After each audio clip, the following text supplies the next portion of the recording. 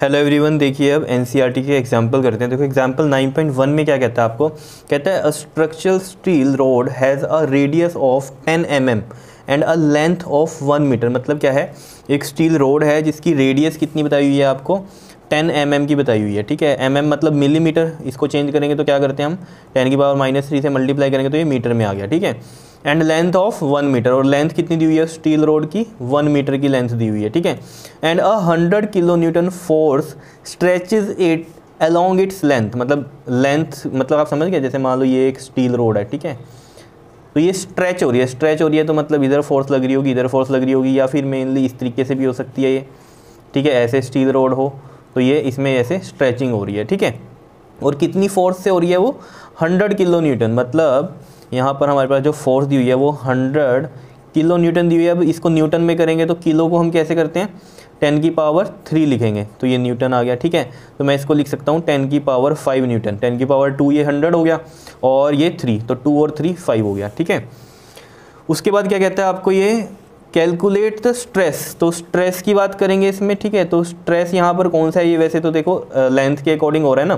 ठीक है, तो यानी कि ये लॉन्गिट्यूडिनल स्ट्रेस मतलब लॉन्गिट्यूडिनल स्ट्रेस है। ठीक है, तो यहाँ पर स्ट्रेस मतलब क्या हो गया, हमें निकालना है ए पार्ट में स्ट्रेस, तो फोर्स अपॉन में एरिया। तो हम कैसे निकालेंगे, देखो फोर्स हमारे पास कितनी दी हुई है 10⁻5 दी हुई है। ठीक है, और एरिया यहाँ पर देखो क्रॉस सेक्शनल एरिया की बात होगी ये वाली पार्ट की। ठीक है, तो यानी कि πr², पाई को लिखेंगे हम 3.14, और आर कितना है यहाँ पर, ये देखो 10 × 10⁻³ इसको मैं और फर्दर करूँ तो ये 10⁻1 है। ठीक है, 10⁻1 और -3, 10 की पावर कितना हो गया, ये -2 हो गया।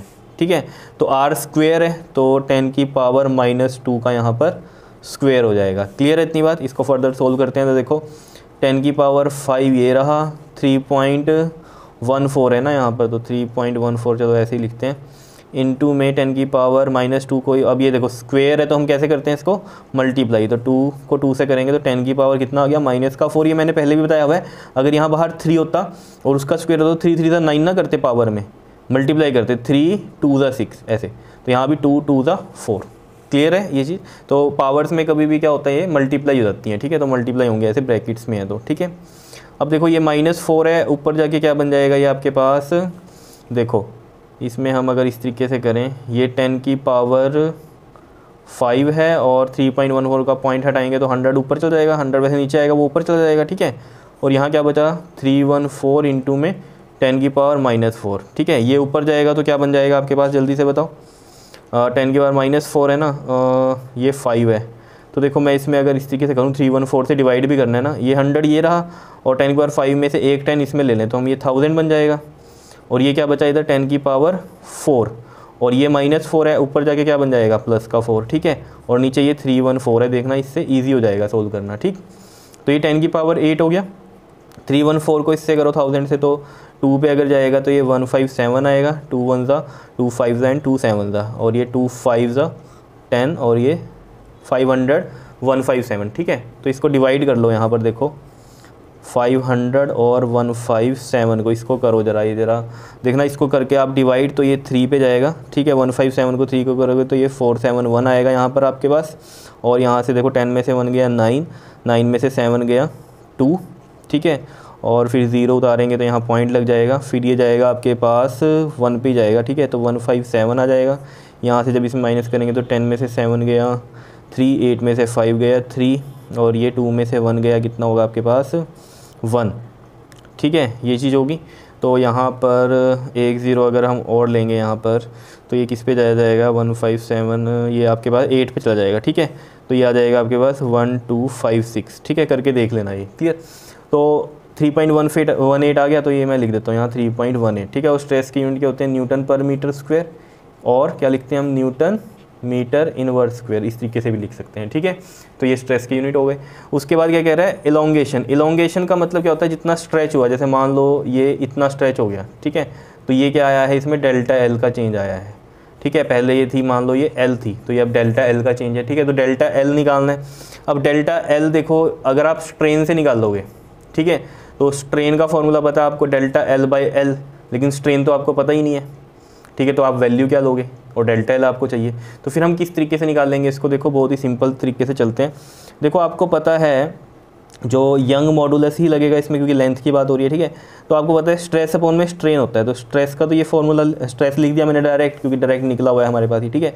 बात करते हैं स्ट्रेन की। तो स्ट्रेन का फॉर्मूला क्या होता है आपके पास, देखो मैं यहाँ लिखूँ अगर ये स्ट्रेन होता है, ठीक है, तो यंग मॉडुलस, स्ट्रेस को मैं कोई फॉर्मूला नहीं लिख रहा हूँ क्योंकि ये सोल्व कर चुका हूँ मैं, और स्ट्रेन को मैं लिख दूँगा यहाँ पर डेल्टा एल बाय एल। तो डेल्टा एल यहाँ आ जाएगा और एल यहाँ चला जाएगा। समझ रहे हो बात को, क्लियर है, ये चीज़ें आपको पता है।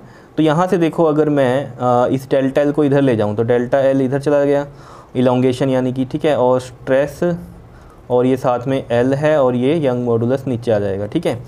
तो यहाँ पर यंग मॉडुलस की जो वैल्यू है वो आपको गिवन है, ये देख लेना आप, young modulus of the structure steel is 2.0 × 10⁻11 है, ठीक है, क्लियर है। तो देखो ज़रा स्ट्रेस का जो हमारे पास आया आंसर वो क्या था, 3.18 इंटू में 10⁸, और जो लेंथ है वो है 1 मीटर की, और यंग मॉडुलस की वैल्यू दी हुई है इसने 2.0 इंटू में 10⁻11। तो मैं 2.0 को 2 भी लिख सकता हूँ, बिकॉज पॉइंट हटाएंगे 10 लगेगा, तो ये 2 ही बचता है, तो कोई दिक्कत नहीं है इसमें, क्लियर है।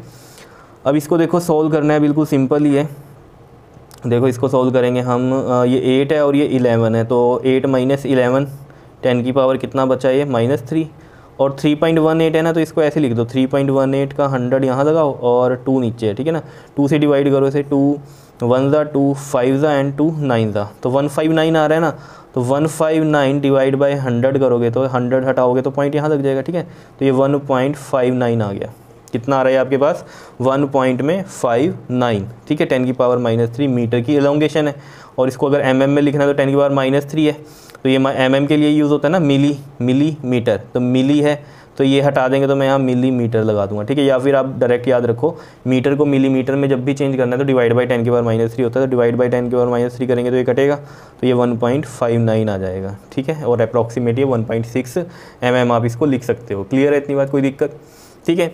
दूसरी बात करते हैं हम इसमें, देखो स्ट्रेस बताना था, एलोंगेशन बता दी हमने डेल्टा एल की, ठीक है। फिर क्या कह रहा है सी में, ये स्ट्रेन ऑन द रोड, तो स्ट्रेन भी निकालना है, तो स्ट्रेन अब आप आराम से निकाल सकते हो इसमें। देखो स्ट्रेन हमें निकालना है, तो फॉर्मूला होता है delta L by L, and we know the delta L now कितना है, वो 1.59 इंटू में 10⁻³ ठीक है। अगर हम देखें इसमें तो ये मीटर में ये थी वैल्यू, ठीक है, तो ये रख दी हमने, और एल था 1 मीटर, तो ये हो गया।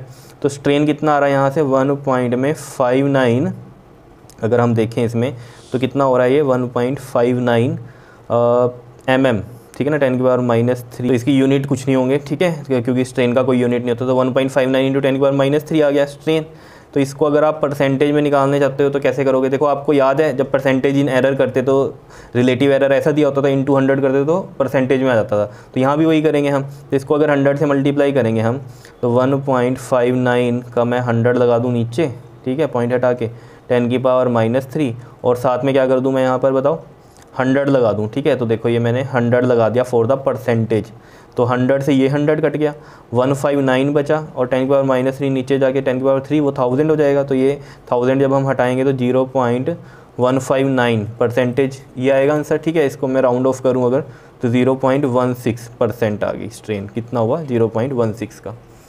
क्लियर है, इतनी बात बताओ, आया समझ में। ये न्यूमेरिकल था एक तरह से आपका एग्जाम्पल 9.1, ठीक है। और नेक्स्ट वीडियो में हम करते हैं इसका एग्जाम्पल 9.2। क्लियर है, ओके, थैंक यू।